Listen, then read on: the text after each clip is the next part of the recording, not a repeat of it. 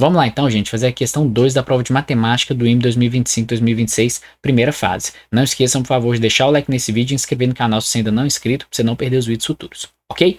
Gente, questão 2, uma questão, na minha opinião, difícil. Não é uma questão longa, ela é rápida, mas eu acho que o assunto é um pouco complicado, tem que ler com bastante calma.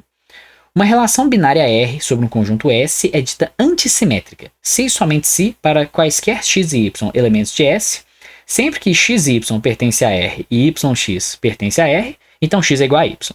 O número de relações binárias antissimétricas existentes sobre um conjunto com n elementos é...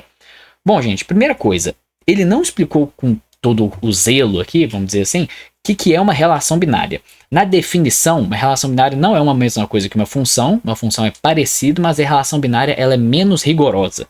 Então, basicamente, se a gente tem dois conjuntos aqui, A e B, uma relação de A em B, que a gente fala, ela é simplesmente o seguinte, ela é todos os pares, isso aqui é igual, vou colocar assim, ó, isso aqui é igual a todos os pares xy, tal que x pertence a A e y pertence a B, ok? Se eu errei alguma simbologia ali, vocês me perdoam, eu não lembro de cabeça exatamente se é uma seta aqui, mas a ideia é, você forma pares ordenados. Nesses pares, o primeiro elemento é de um conjunto, o segundo elemento é de outro conjunto. Só que você não precisa estabelecer necessariamente um critério para escolher esses caras. Você pode simplesmente escolher ali à vontade. Então você pode ter o que seria a princípio um elemento com duas imagens. Então, vamos supor, se o número 1 aqui pertence ao conjunto A e o 2 e o 3 pertencem ao B, eu posso ter o par ordenado 1, 2 e o par ordenado 1, 3. Não tem problema. Seria como se o 1 tivesse duas imagens, mas aqui não tem essa questão de conjunto imagem ou não, ok?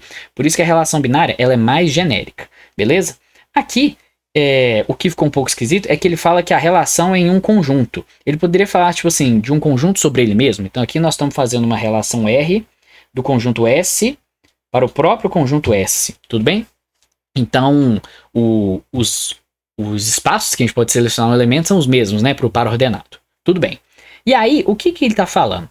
Essa relação é antissimétrica pelo seguinte, quando eu tenho o espaço ali dos elementos que eu posso escolher, o par ordenado, então a gente tem o seguinte, todos os pontos xy que eu posso escolher na nossa relação são o quê? Bom, para o x, digamos, eu tenho n elementos, porque o conjunto S tem n elementos, mas para o y também tem n elementos, então o total de pares ordenados que eu tenho ali é n ao quadrado, ok? Vou representar isso aqui como se fosse como um módulo aqui, que na linguagem dos conjuntos é a cardinalidade. Eu sei que não está muito formal, mas eu acho que dá para entender. Isso aqui vai ser simplesmente n ao quadrado, tudo bem? Então eu tenho ali n ao quadrado, pares ordenados, que eu posso escolher fazerem parte ou não da relação binária, ok? Só que eu tenho que tomar um cuidado, por quê? Se a gente permitisse, vamos supor que eu tenho o par ordenado 1, 2, tenho o par ordenado 2, 1, e escolho os dois lá para minha relação binária. Eu posso falar que existe uma simetria, né? Porque o 1, 2 e o 2, 1 fazem parte. Como ela é antissimétrica, se o 1, 2 faz parte, o 2, 1 não pode fazer parte. Senão isso implicaria, o que ele diz aqui, ó, do x ser igual ao y. Aí isso implicaria que o 1 é igual a 2 e isso é mentira, concordam? Então, se eu for selecionar pares ordenados de elementos distintos, eu só posso escolher um tipo, ok? Então esse é o cuidado que a gente tem que ter, tudo bem? Bom, qual que é agora o próximo passo que a gente tem que calcular? Eu tenho que a minha relação ela pode ter pares ordenados de dois tipos. Posso ter elementos iguais, então posso ter, vou colocar assim, ó, caso 1. Eu posso ter elementos do tipo xx, vou colocar assim, ou seja, o primeiro elemento par ordenado é igual ao segundo elemento par ordenado, e eu vou colocar já embaixo aqui, ó, o caso 2. Eu posso ter elementos do tipo xy, concorda? Aqui com x diferente de y, beleza? Posso ter elementos distintos no par ordenado. A escolha deles é diferente. Então, vamos começar aqui pelo caso 1, que ele é o mais fácil. Ele é o seguinte, bom, quantos são os pares ordenados desse tipo que a gente pode formar? Bom, eu tenho n opções, certo? Porque o x pode ser o primeiro elemento do conjunto, o segundo elemento do conjunto, o terceiro elemento do conjunto e assim por diante. Então eu tenho na minha frente listados assim, né? Como se fosse o elemento. Como ele usa S, vou colocar assim, ó, S1, então aqui é S1. Tem o S2, S2 e assim por diante, ok? Bom, Quando eu olho para esse cara, eu posso incluí-lo ou não na relação, ok? A relação é o conjunto lá que a gente determinou, então eu tenho a liberdade de escolher se esse cara vai fazer parte ou não da relação binária, ok? Então, quantas opções eu tenho para isso? 2 opções. Quantas opções eu tenho para esse cara? 2 opções. E aí eu faço o produto disso tudo, concordam? Porque aí a decisão desse cara é multiplicado pela decisão desse cara e por aí vai. Então, o total aqui, isso aqui é simplesmente, então, 2 elevado a n, ok? Por quê? Como eu tenho n pares ordenados de mesmo elemento, certo? 2 opções para cada, 2 elevado a n. Ok. O caso 2 ele é um pouco mais delicado. Por quê?